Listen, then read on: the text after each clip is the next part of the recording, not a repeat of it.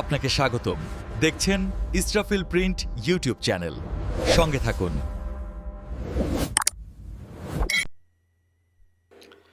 আসসালামু আলাইকুম। আজকে যে বিষয়টা নিয়ে আলোচনা করব, মৃত ব্যক্তির মৃত্যু নিবন্ধন কোন স্থান থেকে আবেদন করবেন।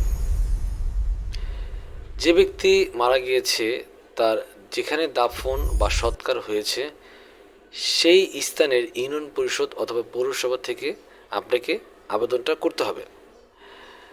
তো মৃত ব্যক্তির কী কী তথ্য লাগে আমি আমার এর আগের ভিডিওতে দেখিয়েছি এবং বোঝানোর চেষ্টা করেছি।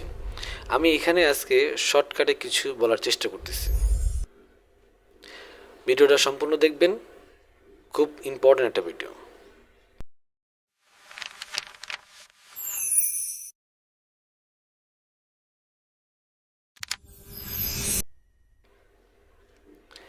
মৃত ব্যক্তির তথ্য। এখানে মৃত ব্যক্তির জন্য ডিজিটাল জন্ম নিবন্ধন আবশ্যক। এই জন্ম নিবন্ধনটা কীভাবে মৃত ব্যক্তির জন্ম নিবন্ধন আবেদন করতে হয় আমার আগের ভিডিওতে সম্পূর্ণভাবে প্রসেসিংটা বলা হয়েছে।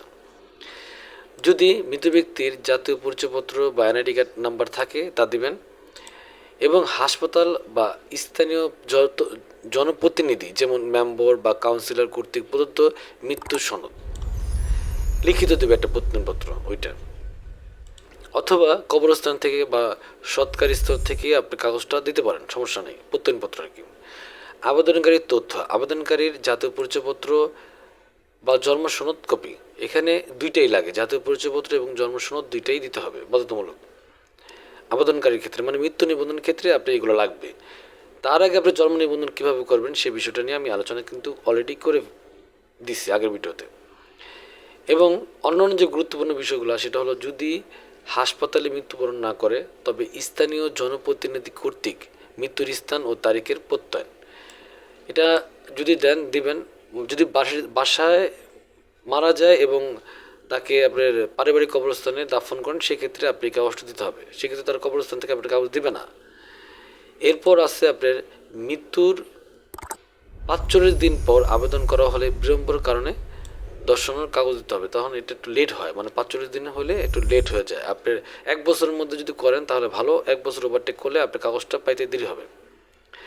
আর এই জন্য আপনাকে অবশ্যই অনলাইনে আবেদনটা করতে হবে। জন্ম নিবন্ধন আবেদন করার পরে তারপরে মৃত্যু নিবন্ধন আবেদন করতে হবে।